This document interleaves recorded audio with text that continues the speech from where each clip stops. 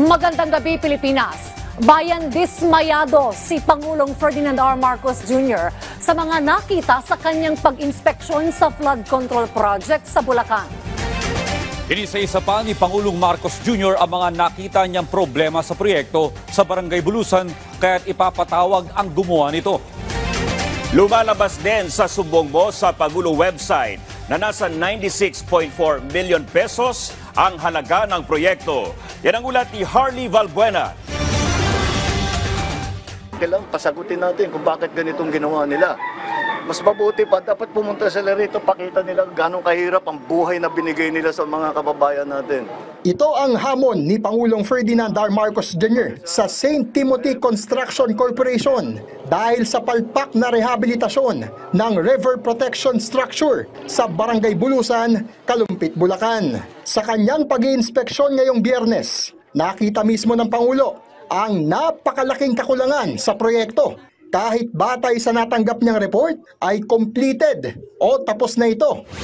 Ito yung revetment wall dito sa Barangay Bulusan at itinayo ito para harangin yung tubig mula sa Pampanga River. Pero kung makikita nyo, hindi ito tinapos at napakahaba pa ng bahagi na walang pader. Sa datos mula sa sumbong sa Pangulo website, nasa 96.4 million pesos ang project cost ng revetment rehab project sa Barangay Bulusan. Pero nadiskubre mismo ng Pangulo na nasa 200 metro pa ang kakulangan nito. Nagpadala rin ang Pangulo ng ilang scuba divers sa lugar at sa kanilang pagsisid ay natuklasan ang mahinang pundasyon ng ginawang river wall. Dismayado rin ito sa kabiguan ng St. Timothy na magsagawa ng dredging at desiltation. Nakita nyo ba? Ang babaw na, natubuan na ng yung lupa, natubuan na ng halaman.